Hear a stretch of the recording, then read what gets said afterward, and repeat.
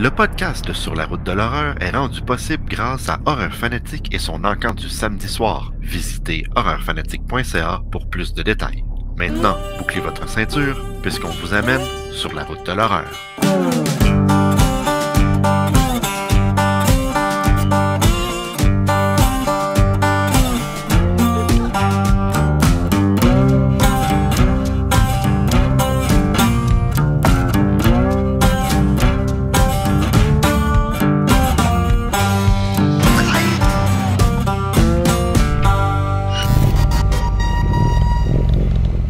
Bonjour tout le monde et bienvenue à ce nouvel épisode de Sur la route de l'horreur, podcast. Comme vous pouvez voir, Steve n'est pas ici avec nous aujourd'hui, c'est un homme occupé. On a des émissions de... Hey, salut les zombies! Ouais, c'est bon, le chevelu il est pas là, on va pouvoir foutre la merde. Hein? Allez les gars, on y va. J'étais tellement content de ne pas l'avoir là, mais tout d'un coup, il apparaît comme un cheveu sur la soupe. Qu'est-ce qu'on va faire, Chris? Qu'est-ce qu'on va faire? Je sais pas, on va l'endurer, hein? Pas le choix. Hey, comment tu vas, toi? Ça va bien. C'est tranquille, là. De ce temps-là, on sent pas fort, mais en tout cas, on est bien. On est bien à la maison. Hein? Hey, aujourd'hui, on a un invité bien spécial. C'est un auteur du Québec. C'est Marc-André Pilon. C'est lui qui a créé, entre autres, la série du Myope et aussi tome 1-2 de Infecté et Déluge. Mais évidemment, avant, comme à tous les fois, on doit passer au tour de table. Bienvenue au tour de table horrifique!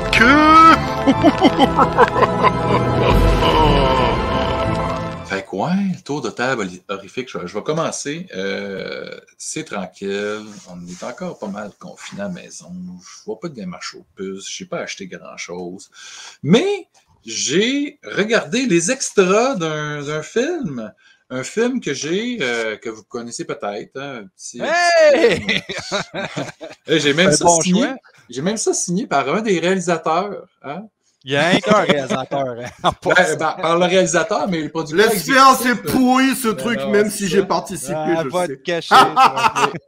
Mais tu sais, là, je ne fais pas plus de pub parce qu'on en a parlé souvent dans ce show-là, mais Steve m'avait dit, regarde l'entrevue avec Bruce Campbell, l'intégrale en extra, est vraiment cool parce que Bruce, il est comme super chill, il n'est pas comme en mode super hyper comme d'habitude, là, vraiment en représentation. Là, il est comme relax, puis il jase, puis il est comme vraiment comme un regular guy. Là, je l'ai dit cool. et je vais le redire encore. Quand j'ai été filmé Bruce Campbell, là, j'ai été stressé à l'os. Ben, ça doit. C'était comme do or die parce que sinon, j'en connais un qui n'aurait pas été content. Ça a bien été parce que ça donne une bonne entrevue. Sinon, ben, là, justement, parce qu'on parle de littérature, j'ai dépoussiéré ma collection. En fait, la collection que je suis en train de rebâtir de... Je ne sais pas si vous avez déjà lu ça, vous autres, chers spectateurs, auditeurs, des livres dont vous êtes le héros. Moi, là, j'ai tellement aimé ces livres-là là, quand j'étais jeune que je prenais là, des illustrations, là, puis je vais en trouver une belle, là, une qui est vraiment nice. Là. Peut-être que je ne serai pas capable d'en trouver, là, mais regarde, les hommes rats géants, tu sais. Puis là, j'agrandissais ça là, en poster, là, des gros, des 8,5 par 11. Là, puis là, je me mettais ça sur mes murs dans ma chambre. Je tripais vraiment. C'est un peu comme Donjon Dragon, mais tu joues tout seul. Là, j'avais bien du plaisir. Sinon, j'ai commencé la lecture d'un livre que j'ai acheté au Salon du Livre à l'automne dernier de Jonathan Reynolds, Abîme, sur les éditions à lire. La même boîte d'édition que Sénécal. Puis j'arrive au kiosque de à lire pour acheter justement un livre de Sénécal. Sénécal était là, tout ça. Puis le gars qui était à la caisse, c'était Jonathan Reynolds. Puis il dit « Hey, je te connais, toi! T'es pas sur la route de l'horreur, là, le podcast, là, puis le show de TV. » Là, je fais « Ben oui! » Il dit « Hey, moi j'écoute ça tout le temps, c'est vraiment cool. Puis j'écoute ton podcast Metal Maniac aussi. » Je fais hey, c'est bien plaisant, tu sais, hey, merci de nous suivre, tout ça. J'allais dire que le gars avait du goût qu'il regarde sur la route, mais en fait, non, parce qu'il regarde Metal Maniac. Oh non, ça, c'est pas vrai. Mais ça me dérange pas. Il le dit à chaque fois, de toute façon. Fait que là, puis en plus, il y avait un événement ce soir-là, puis je vais aller très rapidement. C'était un genre de cabaret où il y avait plusieurs auteurs qui étaient là pour lire des petites nouvelles horrifiques. Puis Jonathan Reynolds commençait, puis Sénécal finissait. Puis il y a lu un petit segment de ce livre-là qui parle d'un genre de band métal satanique que j'ai commencé à lire, c'est très cool. Puis en plus, ça se passe au Saguenay, de par chez nous. Donc, ben lui... basé sur toi, finalement. On se connaissait même pas. Il me l'a dédicacé et tout, là, à Christophe, le passionné de tout ce qui me passionne. C'est très cool. Il faut l'inviter, Jonathan Reynolds. On le salue s'il nous écoute. Donc, voilà. Hey, non, mais c'est intéressant. Moi, regarde, le mois de février, c'est toujours difficile parce que, OK, les fêtes sont passées, je suis cassé comme un clou. Là, les maudites assurances automobiles, ils passent parce que je m'appelle Martin Bruyère puis je suis dans les baies, je suis obligé de dealer avec ça. Anyway, j'ai quand même fait quelques achats intéressants. Ouh! La collection de House. Nice. Fait que ça, c'est les deux. C'est-tu les le deux premier puis le deuxième, oui. C'est ça, OK. Il y en a 4, je pense, de ça. Ben, le 3, c'est parce que le 3, il est connu aussi sous le nom de Horror Show, puis là, sur Scream Factory. Puis le 4 est disponible seulement, je pense, sur une copie européenne ou quelque chose de même. J'ai la cassette. Regarde aussi. Un livre. J'ai beau être dyslexique, là, mais je suis capable quand même de lire ce genre de petits. Il y a des images aussi là-dedans. C'est ça l'aide. Mais c'est des beaux coffrets. C'est Arrow, ça. Hein? Oui, Arrow. Mais Vinegar Syndrome aussi fait de très beaux coffrets. Et ça, c'est. Ça, ils en ont mis combien là-dedans d'Amityville? Ils en ont mis 4. Parce qu'à Amityville, on sait qu'il y a genre 15 films, là, 18, je sais pas. Oh pas. my God, il y en a encore bien plus que ça. Tu as Dollhouse dedans. Tu as New Generation. T'as Amityville Horror, The Evil Escapes, puis t'as un de mes favoris, 1992. J'adore ce film-là, c'est incroyable. Moi, je pense que j'ai vu juste le premier puis le deuxième. Ah, écoute, il y en a une couple de bons, là, même si la série est infinissable. Mm-hmm. Et j'ai aussi Arrow. Oh shit, ça c'est hot. Ça, là, c'est une boîte incroyable. Comment ça s'appelle, le Scarlet... The Scarlet Box. The Scarlet Box, c'est le 1, le 2 puis le 3. Et check ça, le nombre d'affaires qu'il y a là-dedans. Ouais. Tu as les 3 premiers films, tu as le documentaire of Blood, puis tu as aussi le Clive Barker Legacy, puis encore une fois, un livre. Un beau c'est ça, je pense que c'est il y a juste les 3 premiers dedans? Il y a juste les 3 premiers. C'est normal aussi. C'est les meilleurs en même temps. Ben oui, c'est ça, tu sais, le reste. Là, et ça, c'est mes gros achats. Puis j'ai été chanceux parce que ces box sets-là, je ne les pas payés cher parce que j'ai eu des contacts. Ah ouais. Ouais. T'as des amis chez Arrow maintenant ou quoi? J'ai des amis, mettons, chez Arrow et surtout dans les conventions. Ah, très nice. Toi, Zomblard, t'es allé au Spirit Halloween? J'y aurais été si c'était ouvert, mais tu sais, j'aurais ma carte d'abonné à l'année, je serais même le plus gros investisseur, je pense. Non, moi j'ai vu, comme on disait tout à l'heure, là, c'est le début de l'année, c'est un peu mince, mais je me suis quand même fait plaisir parce que j'aime bien les vieux trucs. Et puis j'ai commandé en France une édition française de ceci. Oh, c'est avec la première série, la saison 2 et des inédits qu'il y a dessus en français. Donc, franchement, c'est super beau. Hein. Ben oui, le truc est vraiment... tu vois, c'est une petite boîte en carton. Slipcase comme ça. Voilà, et puis à l'intérieur, tu as vraiment... Est-ce que c'est l'intégrale? Est-ce qu'il y a eu d'autres saisons après? C'est l'intégrale. Okay. Non, c'est l'intégrale au complet. Nice. Et puis du coup, pour me faire vraiment plaisir, pour y aller avec une petite déco qui ira avec, je suis parti sur une petite maquette. Je sais pas si vous avez déjà vu. Ça, c'est une ça existe une maquette comme ça déjà à la base, mais celle-là, elle glow in the dark. Donc, c'est comme un petit playset. C'est ça que ça fait. Ça, est-ce qu'il faut que tu le peintures aussi ou quoi? Ouais, malheureusement, et ça fait vraiment très très longtemps que j'ai arrêté de peindre, donc ça sera pas. Mais vu que ça glow in the dark, il y a des morceaux qu'on peut remplacer qui sont. Attendez, je vais voir. Mais c'est cool ça, c'est comme vraiment les vieux modèles de Aurora dans le temps. Là. Exactement, c'est tout à fait ça. La boîte est assez dure à ouvrir parce qu'elle est quand même un peu neuve. Là, si tu comprends là, que tu te prépares au film de Rob Zombie. Là, t'sais. Ouais, c'est ça. Donc, un truc qui ressemble à ça et qui brille dans la nuit. Donc, on peut remplacer. Si on ne veut pas peindre les personnages, eh ben, on peut mettre ça à la place. C'est très sympa. Donc oui, je me prépare à fond pour le film de Rob Zombie. J'ai vraiment hâte. J'espère qu'il va pas me décevoir, ce trou de cul. Mais ça, c'est pas une chance. On se calme sur Rob Zombie. Oui, il a fait de la merde, mais il a fait des bons trucs. Alors, c'était maintenant. Et puis, on reçoit notre invité. Non, on ne reçoit pas notre invité. Avant de recevoir notre invité, il faut faire une bio, mesdames et messieurs. Une petite bio rapide de M. Marc-André Pilon. Hein? Évidemment, c'est un auteur, mais aussi prof de français au secondaire.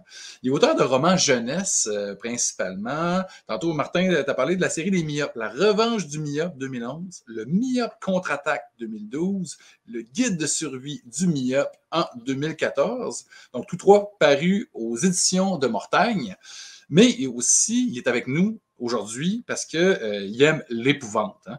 Puis, donc, il a fait paraître 3 livres dans cette veine-là. On parle de Infecté 2019, Infecté au pluriel. Infecté 2, sa suite en 2020. Puis Déluge, qui est sorti l'an dernier aux éditions Urtubise.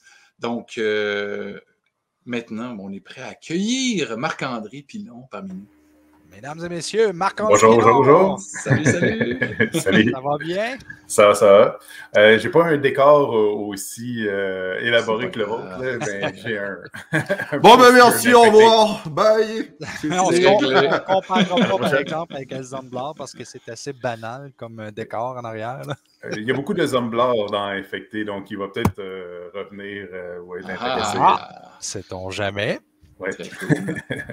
Je tiens à avertir, j'ai écrit Infecté 1 et 2 avant la pandémie. Donc, c'était pas une idée de faire c'est drôle parce que c'était dans mes questions. C'était dans tes questions. C'était dans mes questions. J'ai volé des punchs, mais pas de dire oui, je vais faire la pub pour quelque chose qui s'appelle Infecté pendant une pandémie. C'est sûr que c'était un peu difficile par moment ou un peu malaisant. C'est ça que le timing est un peu étrange, mais en même temps, ça donne.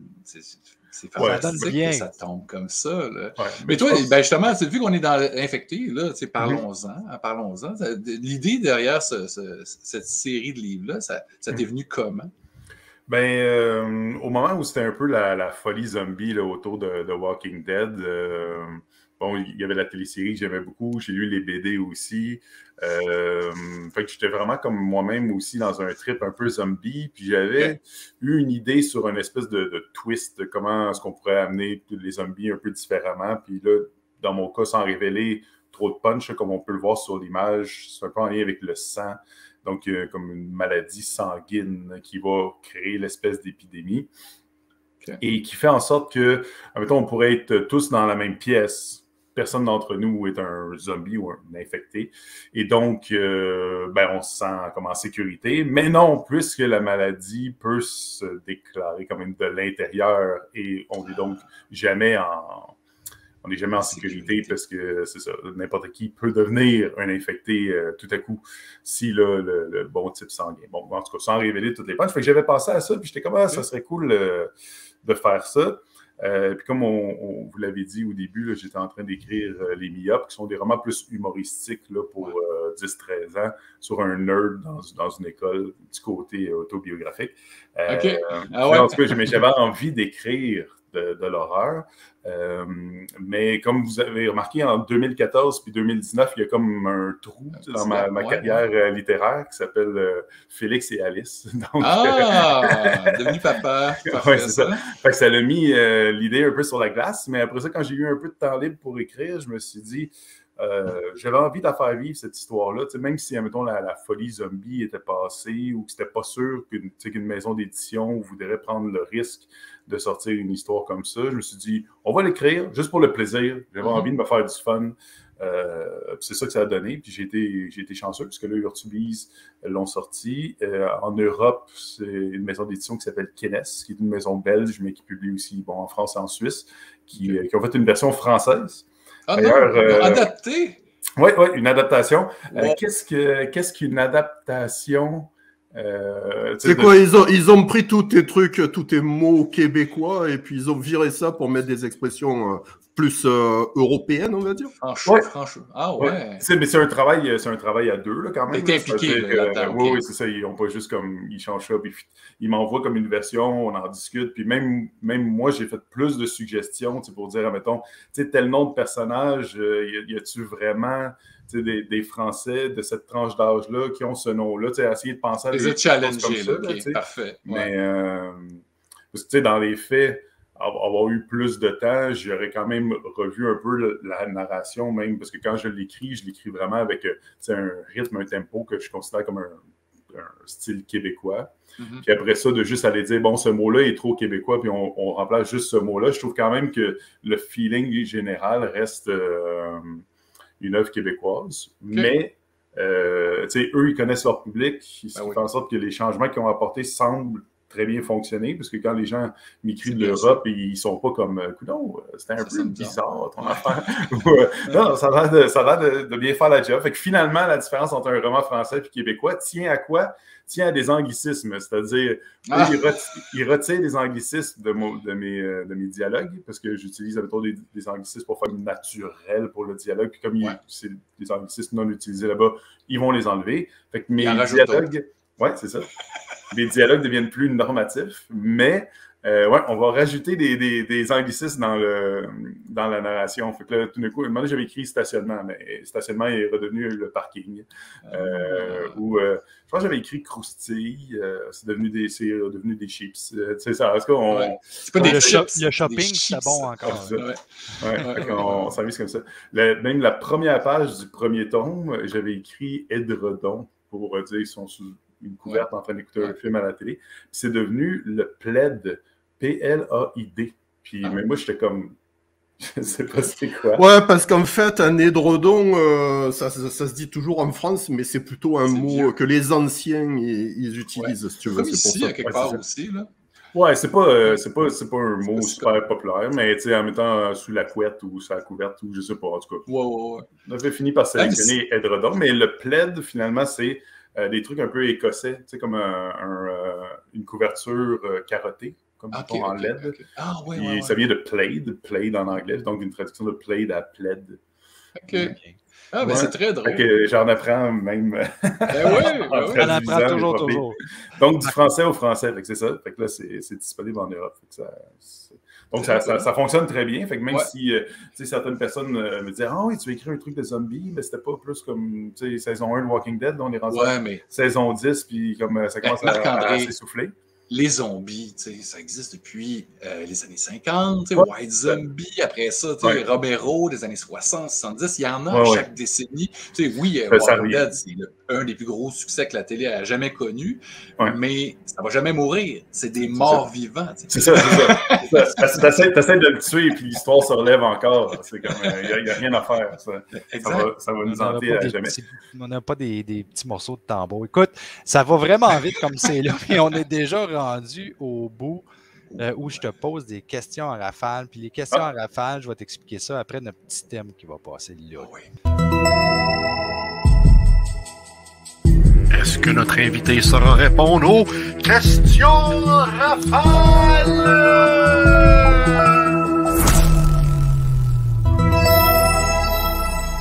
Sur la façon que ça fonctionne, Marc-André, c'est que les questions en rafale, c'est des questions qui ont été formulées selon les recherches que j'ai faites sur toi. Faut pas que tu prennes ça au sérieux, c'est fait pour rire, c'est fait pour s'amuser. Alors, est-ce que tu es prêt? Ah oui, mais là, tu me stresses, là, surtout avec l'intro. Il n'y a pas besoin de stresser. En crescendo, là, ça fait monter la tension. Là, ouais. Ça va bien aller. On va commencer avec la première question. La COVID est une fausse maladie, vrai ou faux, et pourquoi? Attends, là, il faut que je dise si elle est fausse. Donc, si elle est vraie. Donc, c'est une fausse maladie, donc si je dis que c'est faux, elle est vraie. C'est ça. OK, ben je vais y aller avec le faux. OK, c'est correct. Si je me fie à infecter tome 1, est-ce que je devrais éviter d'aller à la ronde à partir de maintenant? Ben ça peut être une bonne idée, là, quand même, juste en général. Mais ouais, le premier tome, ça commence effectivement à la ronde. L'idée que j'avais derrière ça, il y a beaucoup de gens qui parlent « Ah oui, comme la ronde, déjà, ça leur parle, de dire ça se passe à Montréal, etc. » Mais l'idée que j'avais en tête en mettant la ronde dans le récit, c'est que les personnages principaux sont à la fin de leur secondaire, donc en 5e secondaire. Ben, c'est l'été, juste avant de commencer la 5e secondaire. Fait qu'ils vont à la ronde, puis ils réalisent un peu que ça commence à être trop jeune pour eux, puis ils ont l'impression qu'il est temps de passer à autre chose. C'est le moment où on va passer à l'âge adulte. Bon, ce qu'ils ne savent pas, c'est qu'il va y avoir une apocalypse zombie. Mais les zombies ils représentent souvent une métaphore. Comme dans Romero, admettons, on en parlait tantôt, Night of the Living Dead, c'est un peu sur le racisme. Comme on voit aussi avec la finale, là, que le message est quand même clair. Puis après ça, dans Dawn of the Dead, c'était sur la surconsommation. Le zombie est un consommateur pris dans son centre d'achat. Bon. Fait que moi, je suis allé un peu avec la métaphore du passage à l'âge adulte. Donc, tout ce qui est adulte devient une menace. Fait que les profs deviennent une menace, les parents vont être une menace. Parce que c'est d'abord les personnes, les adultes qui vont devenir zombies. On part même des petits vieux, puis on descend. Je sais pas si ça a un lien un peu avec la COVID, là. C'est comme les petits vieux qui partent en premier. Non, en fait, c'est avec la ronde, mais OK, ça me donne moins le goût d'y aller quand même. Mais oui, à la ronde, il y a du monde qui meurt. Oui, c'est ça. Il ne faut pas y aller. OK. La troisième question. Un vent de suspense, une pluie de frayeur et une averse de cadavres. Est-ce qu'il aurait été mieux que Laurie reste à Montréal chez un autre membre de la famille et pourquoi? Oui, alors pour ça, c'est en lien avec Déluge. Effectivement, la famille déménage de Montréal à Vaudreuil. Dès le départ, c'est une histoire d'horreur. Mais toi, tu n'es pas de Vaudreuil, justement? Oui, c'est ça. J'avais je fais des gags. Mais j'aime ça mettre c'est pour ça que c'est horrible, c'est Vaudreuil. C'est comme j'essaie de faire le nouveau Castle Rock. C'est maintenant Vaudreuil-Dorion. Ouais, je pense que ça aurait été mieux qu'elle reste à Montréal que venir dans la maison qu'il y a à Vaudreuil et ce qui l'attend. Et pour les gens qui ne comprennent pas pourquoi que j'ai dit ça, je vais le montrer pourquoi.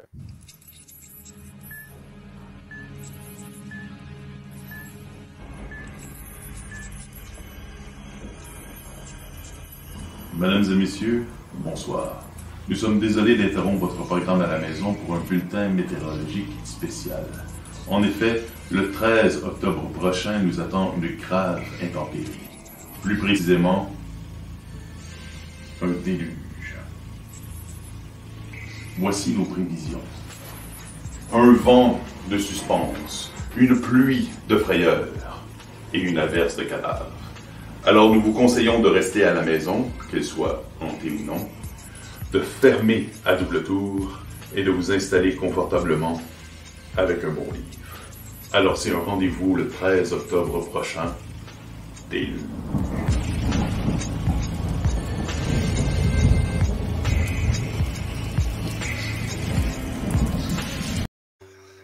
J'adore ces annonces-là. Hein. Ça devient de plus en plus commun. D'annonce de livres. Ça fait de la belle promotion. On s'est fait bien du fun avec ça, c'est sûr. Alors, vous avez sûrement vu que j'essayais de faire un peu mon Alfred Hitchcock. Ben oui. Avec le c'est pour ça que je voulais le montrer aux gens. Mon averse de cadavre. Est-ce que tu crois qu'une prof cannibale, des parents qui deviennent fous et un train qui explose est la meilleure façon de célébrer la fin du secondaire pour Zachary, Camille puis Dil Karam? Ben, ça peut être une fin quand même plus excitante que d'autres, mais ils verront pas la fin de leur secondaire, même. Ils se rendront pas au bal, je pense. Hey, tu devrais pas dire ça. Ça fait une couple de cohortes qui s'y rendent pas non plus, là, mais eux, c'est pour des raisons apocalyptiques. Tu vois, là, c'est une question complètement ailleurs. Quelle est ton opinion sur les woke? Oh, sur les woke. Là, on va chercher le secret. Moi, je trouve que, personnellement, je pense que le wokisme est une fabrication qui nous permet d'avoir un épouvantail, c'est-à-dire comme un genre de groupe. Là. C'est très difficile, c'est un fourre-tout. T'es un woke. Comme à une certaine époque, le Red Scare, t'es un communiste. Mais qu'est-ce que ça veut dire, le communisme? Ça voulait dire que tu voulais améliorer les droits des travailleurs. Communiste! Et là, t'es qui? T'es un woke. Là, tu peux plus rien faire avec ça. Ben, je voudrais parler d'autre chose. Non, t'es un woke. Ah, OK. Et une fois qu'on a créé l'épouvantail, ce qui est le fun avec lui, l'épouvantail, c'est qu'on ne lui donne pas la parole. Et on peut faire ce qu'on appelle du shadowboxing contre notre épouvantail. Et tout ça pour miner des trucs comme mettons, je sais pas, le mouvement féminisme, le mouvement Black Lives Matter, puis là, on trouve des affaires un peu niaiseux, là, genre Monsieur Patate ne veut plus s'appeler Monsieur Patate. Puis là, on passe sur une ballonne. Puis c'est la faute des woke, mais on leur donne jamais le micro. Il n'y a jamais quelqu'un qui va dire « Oui, c'est moi le woke en chef qui est allé voir la compagnie qui leur a dit « Je voudrais castrer la patate. » On ne va jamais les entendre parler de ces gens qui contestent depuis des décennies, paraît-il, contre M. Patate. Ouais, moi je conteste parce que c'est trop sérieux là. Repassons à un sujet un peu plus zombie. Non, mais M. Patate, c'est quand même léger, on s'entend. Oui, c'est ça, je allais avec M. Patate. Mais je savais quand tu amenais une question de même, tu aurais bien réagi, bien expliqué ton feeling. C'est-tu parce que tu es allé sur ma page Facebook? C'est bien que oui. Martin, il fait ses recherches, Martin. Hey, écoute, il fait des bonnes recherches. Marc-André, je sais même que Chacha, elle aime ça, les livres de déluge. Là. Écoute, là. Mais là, ça passe. Fais gaffe ce soir quand tu vas te coucher parce que Martin sera peut-être à ta fenêtre. Ouais, c'est un peu loin, Vaudreuil, de Maniwaki. Mais je suis en train de me dire qu'il faudrait que je repense à la notion de réseaux sociaux. Là. Comme il y a Martin qui m'espionne, là, je commence à me sentir mal. T'es pas le premier qui passe au bat. C'est sérieux, cette affaire-là. Comme, je vais faire que je passe à autre chose parce que ça passe vraiment trop vite, mais j'avais des questions comme genre, il aurait fallu que tu me déclares ton amour pour Émilie Beauchesne, il aurait fallu que tu me dises l'histoire de la... Ah, et voilà. Il aurait fallu que tu me dises, genre, pourquoi tu as participé en tant que diable à The Kingpin, la chanson Bordel, évidemment. Ah ouais? Ouais. Tu es allé chercher ça creux, ouais. Donc, en 99, je pense, moi, j'ai participé au 3e album des Kingpins, ceux qui se souviennent de la chanson Bordel à un certain moment. Ouais, le groupe de ska. Puis, c'est la chanson en français qui a passé beaucoup à Cruel FM, dans le temps qu'il y avait Cruel FM. Mais c'est excellent, cette chanson-là. Avec Babou. Ouais. Et d'ailleurs, petite anecdote. Ah non, OK. Non, garde ça pour tantôt. Peut-être même un peu trop crunch, finalement. Mais en tout cas, tout ça pour dire que pendant qu'on a enregistré la chanson Bordel, c'est moi qui fais la voix du diable qui dit « Peut-être que tu ne sais pas » avec une grosse voix. C'était moi, ça. Au début, ils pensaient demander à Jean Leloup, mais il avait l'air pas disponible, fait qu'ils ont fini avec moi. Ils ont fait un bon choix, pareil. Ça fait une méchante drop. Là, je pose tout le temps cette question-là parce qu'on finit tout le temps avec ça, mais je dois le dire. Freddy ou Jason? Lequel m'intéresse le plus entre les deux? Ouais. Moi, j'irais avec Freddy, quand même. Ben, bon choix. Cool. J'en connais un qui est déjà pas d'accord. Ça me va content. Les Jason, j'ai de la difficulté à les différencier, pour être franc. Ben non, mais je comprends, c'est tout le temps la même affaire qui se passe. J'adore Friday the 13, mais c'est tout le temps... C'est dommage parce que j'allais acheter tes livres et puis là... j'ai quand même bien apprécié le premier avec Kevin Bacon, là, qui est pas exactement ce qu'on s'attend d'un Jason, parce que Jason n'est pas trop dans l'histoire. Non, il est quand même à peu près jamais. C'est un slasher intéressant, mais après ça, je pense que ça... En tout cas, ça part un peu sur... intelligent. Hey, mais et si on revenait au walk, finalement? Hein? On va revenir au travail, Marc-André, quand même.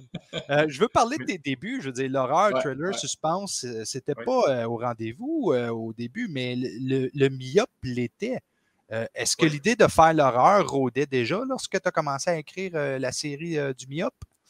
Ben, pas quand j'ai écrit le premier, mais je dirais que l'idée derrière faire de l'horreur, c'est lorsque, bon, quand j'étais jeune, quand j'ai commencé à lire, tantôt tu avais les romans dont vous êtes le héros, ça j'en ai lu quand même, une couple.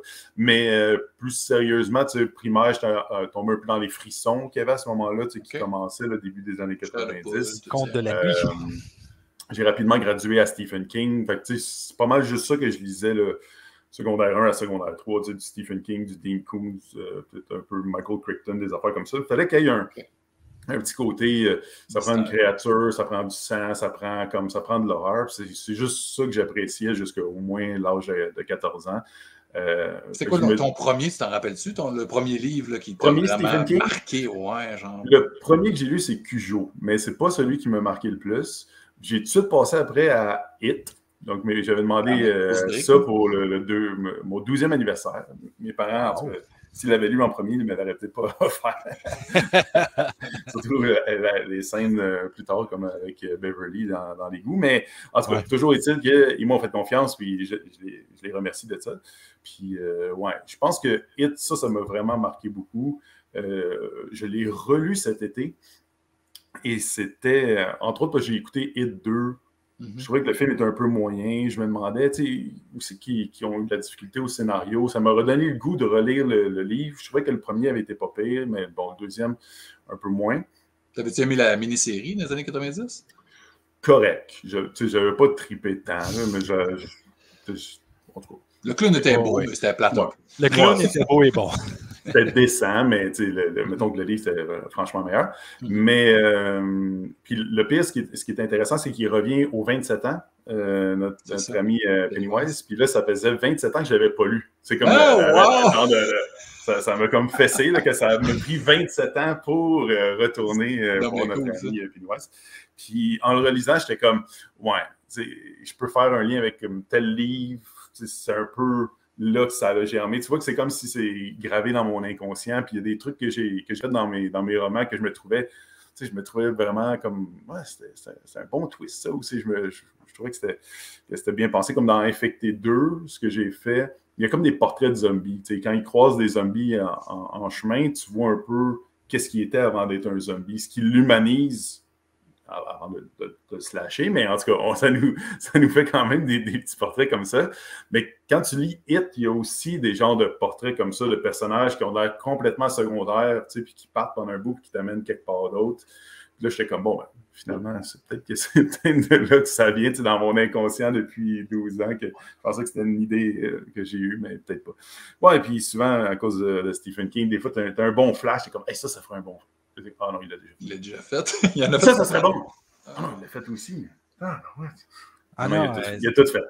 C'est fou les références qu'on peut aller chercher quand on a regardé des films ou des livres. C'est difficile aussi d'être original maintenant, c'est ça. J'étais curieux de savoir, quand tu as fait le lancement des livres infectés, en fait, le premier tome au début, quel genre de réception est-ce que tu as reçu? Le premier est sorti en 2019, donc c'était juste avant la pandémie. Fait que on a été comme correct, entre guillemets, pendant 6 mois. Je dirais que sur le coup, ça a quand même parti tranquillement. C'est-à-dire qu'à ce moment-là, je n'avais pas sorti de livre depuis 2014. Mais au Salon du livre de Montréal, ça a quand même marché à la planche. Donc là, à partir de là, ça l'a fait boule de neige. Le deuxième était supposé sortir au Salon du livre en avril, qui est à Québec. Donc, c'était supposé sortir en avril 2020. Mais là, à cause de la pandémie, on l'a repoussé à août, quand les librairies ont rouvert. Mais ça l'a bien été. Selon les standards québécois, là, ce serait des best-sellers québécois. Est-ce que la pandémie a eu un impact sur les ventes des livres? C'est difficile à dire. De ce que j'ai lu, comme l'année passée, les ventes ont été supérieures. C'est comme si, en fait, avec la pandémie, les gens se sont dit, bon, je vais commander un livre, je vais lire un livre. Donc, c'est une des industries culturelles qui s'est maintenue, même qui a fait plus. Cela dit, c'est quand même difficile de faire de la pub quand tout le monde est chez soi. Fait qu'ils ont vendu plus, mais ils ont vendu aussi plus des gens que les gens connaissent déjà. Donc, tu es chez vous, tu commandes quoi? Ben, tu sais, on parlait de Sénécal. Tu dis, bon, je vais me commander le dernier Sénécal. Et pour pas commander n'importe quoi, ben, ils ont pris le tien finalement. Hein? Mais justement, on va pas faire n'importe quoi et on va continuer avec justement du n'importe quoi. Alright, here we go. It's time for n'importe quoi dehors, n'importe quoi dehors, n'importe quoi on the road of the terror. C'est effectivement n'importe quoi. Ouais! Éric Lapointe serait fier de vous. mais ça, là, pour rire, là, n'importe quoi d'Éric Lapointe, là, pour moi, là, c'est comme une tonne humoristique. À toutes les fois que j'entends ça à la radio, là, je ris, j'écoute les paroles, là, je t'appelais dans la nuit pour te dire n'importe quoi, là, puis je ris encore, ça fait comme 30 ans que c'est sorti. Là, je pense qu'il faut prendre ça au 2e degré. Ouais, mais c'est pauvre lui, en tout cas. Comme une chanson de la chicane. La rage. Du ressentiment dans le sang, c'est comme la rage dans une cage. Ça fait mal. Mais le n'importe quoi, en fait, comme on t'expliquait tantôt, avant d'entrer en ondes, en fait, avant de commencer à enregistrer, parce qu'on n'est pas en direct, évidemment. Là, présentement, on est quelques... Tu sais, c'est quoi, là? On enregistre ça dans la semaine du 20 janvier. Il y a quelques jours, on a appris le décès de Jean-Claude Lard. Jean-Claude Lard, pour ceux, celles qui ne le connaissent pas, ben, c'est un cinéaste qui est né en 1943. J'ai une petite bio, j'ai un petit texte parce que je voulais lui rendre hommage dans cet épisode-ci. Un cinéaste, un grand cinéaste québécois qui a touché à tout, qui est décédé à l'âge de 78 ans des suites d'un AVC. On l'a connu comme, il a porté plusieurs chapeaux au fil des ans, scénariste, monteur, producteur, mais surtout réalisateur, évidemment, en plus d'être un immense fan de hockey, puisque tout le monde a vu Lancer Compte, hein, ça c'est tout lui, 86, puis après ça, tout le revival des années 2000 aussi, c'est lui qui a réalisé ça. Maurice Richard, c'est lui aussi.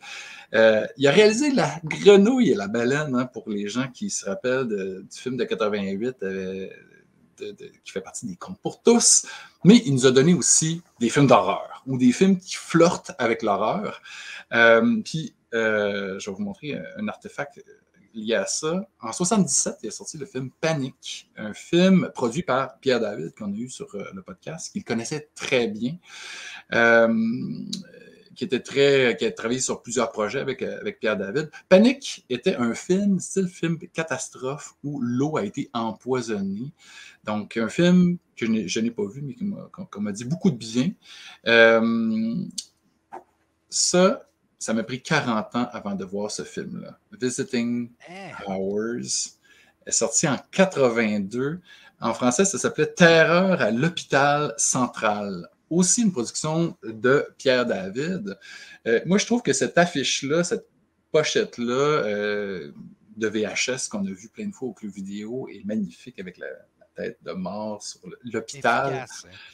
L'hôpital qui a été utilisé, c'est une production Pierre David, c'était utilisé, ils ont filmé ça à l'Institut de cardiologie de Montréal, qui était géré à l'époque par le père de Pierre David. Il y a eu une permission spéciale pour filmer pendant les fins de semaine avec Michael Ironside. Puis vraiment un petit aparté, j'avais jamais vu le film. Michael Ironside, tout le monde le connaît pour Scanners, pour Starship Trooper, Total Recall, Turbo Kid, mais là-dedans, là, c'est un nasty de dégueulasse. Puis il fallait que je mette un sac parce que c'est vraiment un psychopathe, rapiste.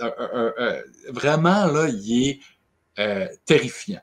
Puis ce film-là, c'est un film genre de tueur en série, rôdeur. C'est pas vraiment un slasher. Il y a plusieurs meurtres, mais c'est vraiment, vraiment tendu. Ça se passe principalement à l'hôpital, un peu comme dans Halloween 2. C'est super bien ficelé, c'est bien monté. Écoutez ce film-là. Allez visionner. C'est pas disponible en streaming nulle part. Tu sais, c'est quand même un film de 82 qui n'a pas été distribué. Ben, tu sais, à l'époque, c'était sur 20th Century Fox.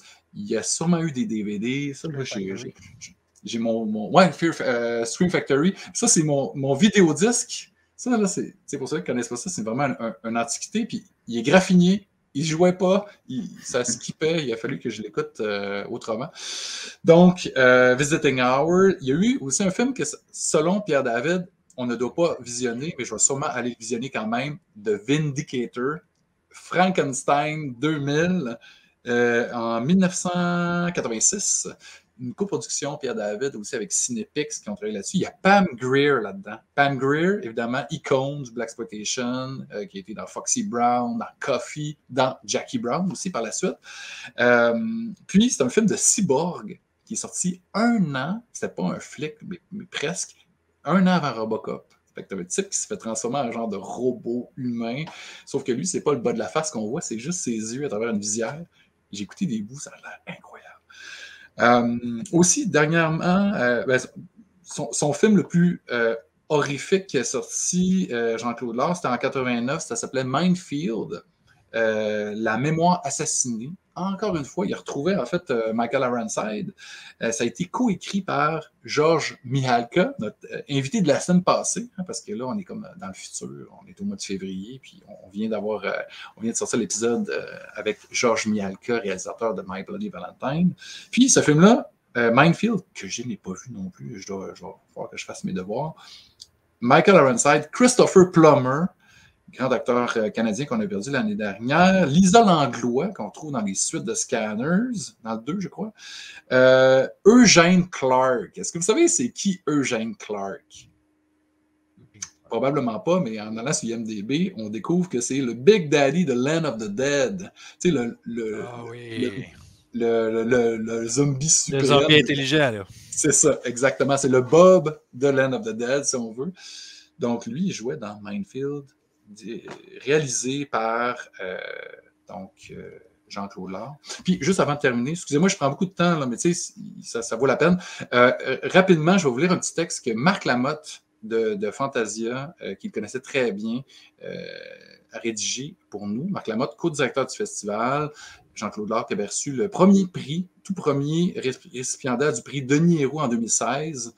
Donc, ça va comme suit. Jean-Claude Lard était un artisan engagé du cinéma québécois. Pas l'artisan d'un genre en particulier, mais pratiquant un artisanat nommé cinéma. Les grands couturiers devraient exceller, peu importe le tissu utilisé, que ce soit le cuir, le jean, le coton ou la soie. Tel un grand couturier, Jean-Claude a flirté avec à peu près tous les genres cinématographiques. Du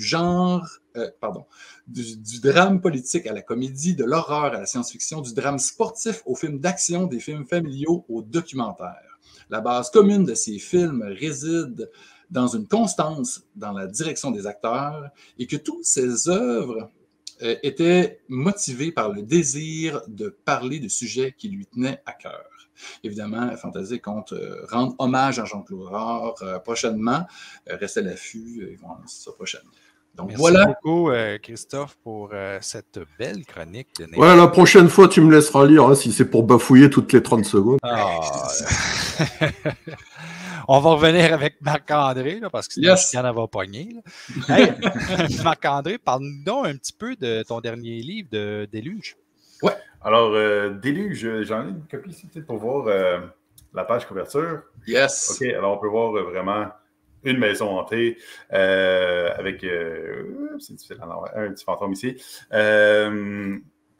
Tantôt, tu présentais le coffret de Amityville. Je pense que les fans d'Amityville pourraient se reconnaître à l'intérieur du livre ou les fans de Poltergeist, admettons. Là, il y a quand même un petit côté histoire de maison hantée classique. Comme tu le mentionnais dans la question que tu m'as posée, on a Laurie, qui est également en 5e secondaire. Après ça, j'enseigne en 5e secondaire. Donc, c'est un peu peut-être pour ça que je mets tout le temps des personnages en 5e secondaire. Mais je trouve que c'est une année. Ouais, mais c'est une année aussi intéressante de dire, bon, on est sur le point de passer à autre chose. Fait que c'est aussi tout le temps intéressant pour.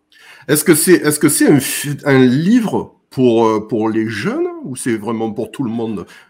Ouais, c'est une bonne question. Le personnage principal a 16-17 ans, donc c'est sûr que ça fait tout le temps un marketing ado, un peu ou jeune adulte, on fait un marketing genre 14+, mais dans les faits, moi, quasiment tout le feedback que j'ai eu depuis qu'il est sorti en octobre, c'est de la part d'adultes. Si je vais sur Goodreads puis je lis les critiques que le monde laisse, peut-être c'est pas mal des adultes en ce moment qui le lisent. Mais c'est souvent comme ça avec des romans jeunes adultes. Tu vois, c'est des adultes qui vont le lire d'abord puis qui vont ensuite décider si les jeunes devraient le lire. Okay. Tu vois, Infecté 1, il est sorti en 2019, mais là, en ce moment, il est dans les écoles, assez solide. Si je me fie à mon copyback, c'est un truc qui dit combien de photocopies qui a été faites de ton œuvre dans les écoles. Les photocopieuses ont été infectées pas mal en 2021. Okay. Mais ouais, sauf que c'est ça. Les adultes ont l'air de s'y plaire quand même, surtout qu'on suit tous les membres de la famille. C'est un peu comme si, de dire, même dans un Stephen King, tu peux avoir comme si tu lis ou regardes le film de Shining, c'est sûr que le personnage principal peut être Danny, mais peut être aussi Jack Nicholson. On suit tous les membres de la famille à l'intérieur du livre. Il y a le père qui est psychologue, il y a la belle-mère. Ils ont un nouveau bébé, ils viennent d'emménager là. Il y a Laurie, il y a son plus petit frère. Donc, on suit tous les personnages, mais ça n'empêche pas que Laurie est le personnage principal. Et là, dès qu'il arrive dans la maison, déjà, c'est un peu spécial. Comme la cave leur est inconfortable, il y a une porte à l'étage qu'on n'arrive pas à ouvrir, il y a le chat qui a disparu, le bébé n'arrête pas de pleurer. Fait que ça commence un peu glauque, ça s'appelle déluge, parce que là, c'est vraiment la pluie, puis ça va mener de plus en plus vers des inondations. Hop, ça marche pas, là. Tu m'embarques avec tes zombies dans les premiers, puis là, j'attends le déluge. Moi, je croyais qu'il allait pleuvoir des zombies, quoi, merde! Effectivement. Dernièrement, j'ai dit, hey, j'ai hâte de vous voir. Je participe à un événement qui s'appelle la Caravane littéraire, là, qui a lieu On nous a parlé de ça aussi. Puis là, c'est ça. Ouais, puis bon, quand vous avez eu Patrick Sénécal sur l'émission, Patrick qui a aussi il a participé à la dernière fois. Je pense qu'il participe aussi à la prochaine. En tout cas, tout ça pour dire que j'ai dit, hey, j'ai hâte de vous rencontrer pour un déluge d'infectés. Puis j'étais comme, c'est peut-être pas le bon moment pour comme phrase. Avec des masques. Mais ouais, c'est ça. Mais est-ce que tu as toujours en tête, justement, un public cible? Tu sais, quand tu écris où ça sort, puis là, on verra comment on ajuste ça avec dépendamment des personnages. C'est quand même une bonne idée d'écrire avec un public cible. Tu sais, veux pas. Ensuite, avec une maison d'édition, on va créer comme une espèce de. Il faut que ça s'adresse à un marché, quand même, d'une certaine manière. Puis, oui, je l'écris avec des adolescents en tête. C'est un peu une façon de continuer mon travail à l'extérieur de la classe, qui est d'essayer de donner le goût de la lecture aux jeunes. C'est entre autres pour ça que j'ai envie d'écrire de l'horreur. Pas juste parce que j'en suis un fan, mais de me dire que quand j'étais jeune, c'est juste ça que j'avais envie de lire. Fait il doit y avoir dans les écoles des jeunes, peut-être qu'ils lisent pas beaucoup, peut-être qu'ils attendent juste une histoire de faire « Hey, ça me donne envie de lire ». C'est peut-être pour ça que beaucoup de profs utilisent Infecté, alors que pour vrai, je pensais pas que mon histoire de zombie allait rentrer dans les écoles. C'est assez sanglant pour vrai. Il y a des bouts, c'est vraiment gore. Les adultes qui cherchent du gore vont en trouver aussi. J'ai fait des scènes aussi d'horreur réalistes, un peu. Okay. C'est-à-dire, quand c'est avec des zombies, c'est un peu BDS, tu peux mettre autant de sang et des intestins. Mon Dieu, c'est pas grave, j'ai des jeux vidéo. Mais quand tu commences à mettre de l'horreur, plus qu'est-ce qui se passerait dans une apocalypse qui n'est pas juste entre humains, quand les humains entre eux commencent à... là, c'est ça, il y a quand même quelques scènes que certaines personnes trouvent tough, que certaines personnes m'ont reproché aussi dans le premier en disant que tu ne devrais pas mettre ça dans un livre pour les jeunes. Mais tantôt, tu disais, est-ce que j'ai un marketing en tête, mais d'un autre côté, je laisse l'histoire aller où est-ce qu'elle doit, où elle doit aller. Okay. Puis après ça, avec la maison d'édition, des fois... Des fois, vous censurez un petit peu ou vous tweakez? Oui, peut-être qu'on va quand même adoucir certains passages, ou des fois, c'est peut-être plus au niveau du vocabulaire, parce que même si je mets des personnages adolescents, je ne l'écris pas en me disant qu'il faut que je l'écrive pour les adolescents, je l'écris comme pour tout le monde. Puis après ça, des fois, avec la maison d'édition, on se dit, bon, peut-être que c'est un peu trop poussé le vocabulaire à ce moment-là, on va l'ajuster un petit peu. Mais c'est plus au niveau du vocabulaire ou c'est comme tu dis, ça censure sur des choses qui seraient trop élevées? Est-ce que c'était déjà arrivé? Oui, on l'a fait un petit peu quand même, là, parce que dans le premier Infecté, on a Camille qui fait partie du trio d'amis. Puis à un certain moment, ils vont être comme... ils vont être sauvés par un soldat, mais mettons que finalement, le soldat, il n'est pas comme... Pas gentil. Il n'est pas très, très gentil. Non, c'est ça. Mais on l'a quand même... Mais quand même adouci, mais même... il n'y a pas les mêmes motivations. Okay. Non, c'est ça. Okay. Ben, personnellement, je me disais... C'est une bonne anecdote, ça, quand même. C'est une pas pire anecdote. Ouais, ben c'est ça. Ça, je m'en allais dire. On avance. Puis tout à l'heure, tu nous parlais d'une bonne anecdote. Tu t'en allais dire quelque chose. Mais là, c'est le temps de l'anecdote. L'anecdote? Anecdote, c'est le temps de l'anecdote.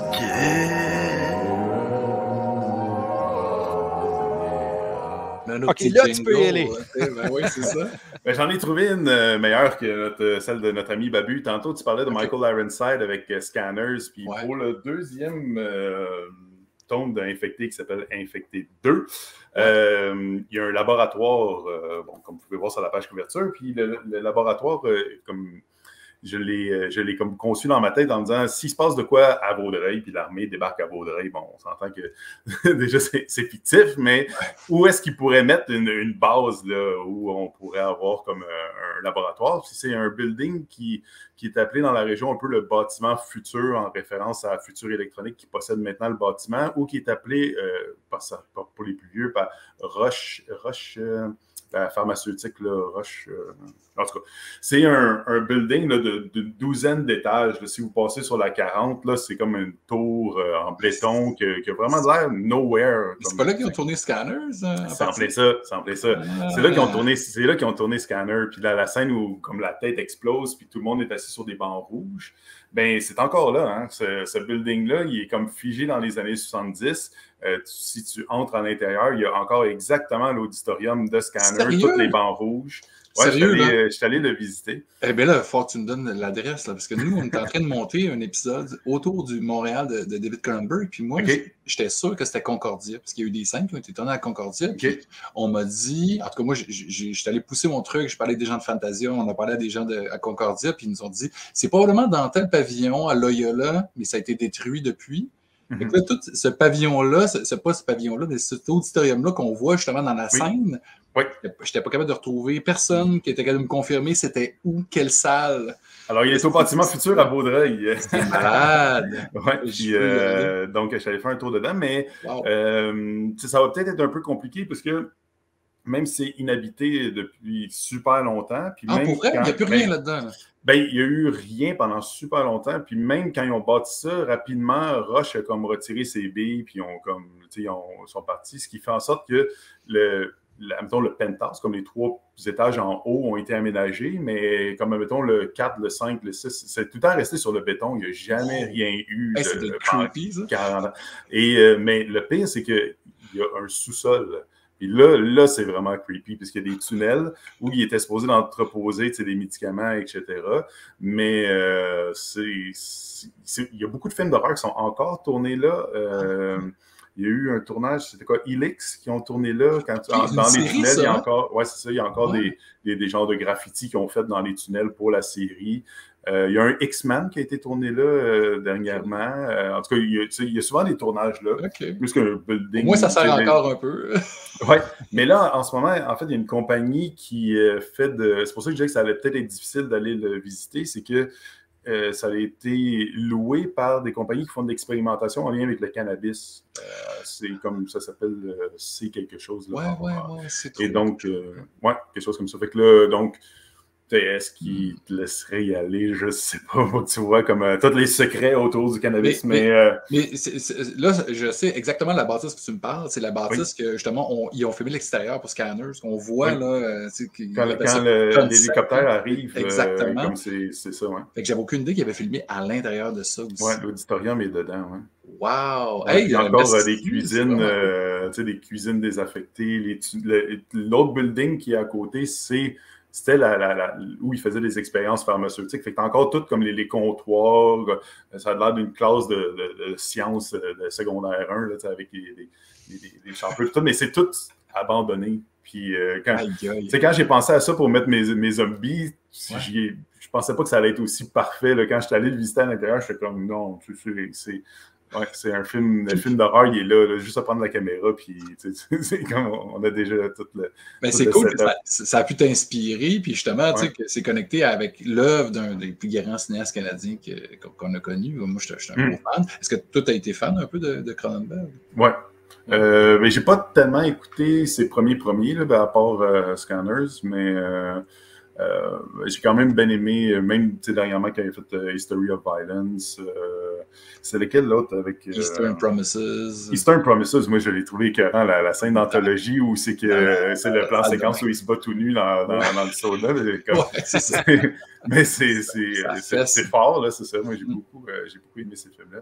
Quel autre Cronenberg que j'ai vraiment trouvé fort? The Fly, sûrement The Fly. Ouais, The Fly, ouais. J'ai pas trop trippé sur Crash, mais il faut dire que je l'ai écouté quand il est sorti. Fait que là, tu sais, j'avais quoi, 16, 17 quand ça a sorti.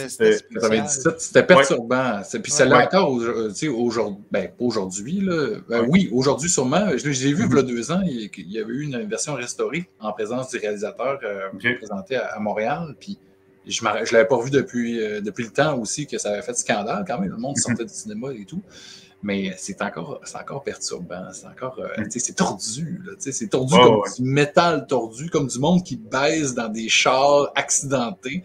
C'est comme. Le malaise est là, que je pense que c'était un début. Je me souviens de la scène avec. Comment il s'appelle? C'est James. Spader. Ouais. Puis.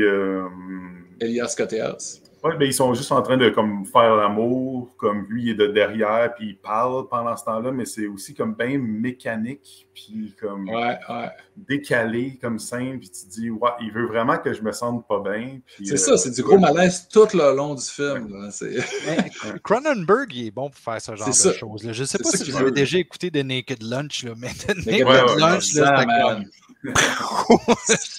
Je l'avais aimé, là. C'était comme un pété le fun. Même des fois, des qui ont pogné moins, mettons, comme Existence. J'avais bien aimé ça aussi. Ah, ça, c'était excellent. Génial. Mais moi, j'ai une dernière question. Moi, je ne sais pas si tu avais d'autres questions. Martin, là, sûrement. Là, moi, je voulais demander à Marc-André s'il y avait des nouveaux projets qui s'en venaient. Ouais, cool. Ouais, ok, ben là, je suis en train d'écrire une nouvelle histoire, mais là, en enseignant à temps plein, je suis également dans des groupes de musique. On n'en a pas parlé tant que ça, mais je suis également musicien. Ah, t'as pas vu ça sur ma page Facebook? Ça veut dire que ça fait pas trop longtemps que j'ai Non, moi je l'ai vu, c'est juste que je t'ai pas posé les questions. On a parlé de quand j'ai chanté avec les Kingpin. En ce moment, je chante dans un band rockabilly qui s'appelle Black Moon Boys, mais dans les années 90, je jouais de la batterie dans les ordures ioniques. Je sais pas si vous avez vu. Ah, ben oui, c'est pas oui. Moi, je jouais du drum là-dedans. Fait que bon, tu sais, la musique, l'enseignement, l'écriture, c'est quand même difficile de produire autant que je le voudrais. Fait que quand est-ce qu'il va sortir, je sais pas. Mais en gros, après les zombies et la maison hantée, je vais essayer peut-être un peu le récit de la créature. Donc, peut-être une petite touche dystopique aussi, peut-être. J'adore les romans dystopiques. Fait que peut-être ajouter une petite couche de science-fiction. Fait que, mettons, un genre de prédateur pour les fans d'Alien ou de Predator.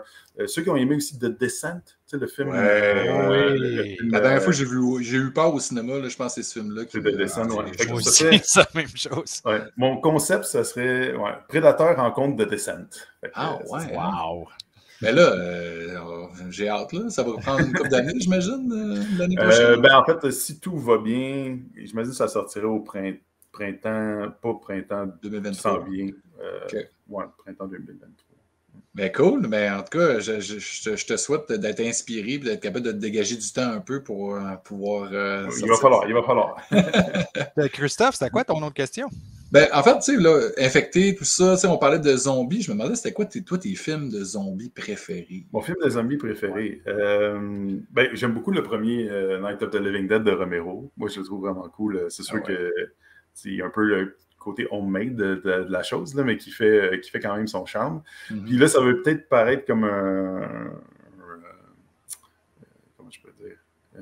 Pas un scandale, mais... Blasphème. Un blasphème, mais je pense que j'aime mieux le remake de Dawn of the Dead qui a été fait par... Écoute, c'est différent. Il est dynamique. C'est ça. Ouais, c'est ça. L'intro de ce film-là, il est malade. J'avais trouvé bon. Je trouvais qu'il ramenait justement un peu le film de zombies dynamique à ce moment-là. On a parlé de Walking Dead. J'aimais bien les premières saisons. Mais même encore, je trouve ça le fun. C'est sûr que quand tu as lu les BD... Les BD, ils sont tellement meilleurs. Pour vrai, là, tu sais, puis on pourrait parler de ça pendant une demi-heure, mais Kirkman, c'est fou. Tu sais, cette BD-là, moi, ça m'a tellement foutu une claque, là, tu sais, genre, j'avais jamais été touché être triste de voir des personnages mourir. C'est jamais arrivé dans une BD. T'sais. Des fois, des personnages qui, dans la télésérie, sont morts dans la 3e saison, mais qui se rendent l'équivalent de la saison 12. Mais Wow. Ouais, mais surtout, toute la portion de Negan, quand Negan apparaît dans la BD a comme, on dirait qu'elle lève vraiment solide. Negan, comment il s'appelle l'acteur qui le fait à la télé? J'ai vu dans The Watchmen. En tout cas, mais il est très, très bon pour le faire. D'ailleurs, quand il est dans aucune scène, on dirait que ces temps-ci, Walking Dead, ça sert comme plus à rien. C'est comme, ramène-moi Negan, parce que là, il se passe rien. Mais ça n'empêche pas que la BD, c'est vraiment plus fort. Fait que c'est un peu plate. Jeffrey Dean Morgan. Tu sais, je m'en allais le dire. J'ai rien compris. Jeffrey Dean Morgan. Ah, c'est ça. OK, ouais, ça. Il est très bon pour le faire, mais la BD, à partir de ce moment-là, est vraiment excellente, tandis que la télésérie, on dirait que c'est à partir de ce moment-là que ça a commencé à un peu fait. Hey, Marc-André, oui. Excuse-moi, je ne sais pas si tu voulais continuer, mais si tu veux continuer, on fait un extra après, mais là, on est rendu à la fin. Ça passe vraiment vite. Peut-être un dernier film de zombies. Ben oui, vas-y. Rec, qui est un film espagnol. Le premier, le deuxième ou le troisième? Juste le premier. Juste le premier? Mais très bon aussi. Je l'avais trouvé super dynamique. Oui, c'est le genre de film qu'il faudrait que je revisite. Tu sais, c'est comme ça prenait, tu sais, l'espèce de found footage qui était vraiment en vogue, puis ça l'avait donné une belle spin, puis il y a des moments très terrifiants. C'est stressant. C'est stressant. Anyway, c'est malheureusement tout le temps que nous avions. Oui, c'est super cool. Un gros merci à toi, Marc-André, sérieux. Merci à Horreur Fanatique, marchand qui touche toute l'horreur et responsable de l'encan du samedi soir. On vous rappelle qu'on a notre Patreon avec des extras et encore plus, des accès rapides, etc. YouTube, Facebook, Apple Podcasts, Google Podcasts, Spotify, Balado Québec, etc. On est partout, vous ne pouvez pas nous manquer. Ben ouais. Mais malheureusement, on doit finir cette émission-là avec El Zomblar. Ouais. Le meilleur pour la fin, comme d'habitude. Alors déjà, merci Marc-André, c'était vraiment excellent. Et puis, on va rester après. Et puis, j'ai quelques petites questions à te poser, tu vas voir. Et puis, venez sur Patreon voir ces questions-là parce qu'elles vont être top. Mais... comme d'habitude, je vais vous faire une petite dernière pour la route. Et là, comme on est en présence de quelqu'un qui sait écrire, j'ai dit je vais me surpasser. Alors, est-ce que vous savez pourquoi les fantômes aiment monter dans l'ascenseur? Oui? Non? C'est parce que ça élève leur esprit.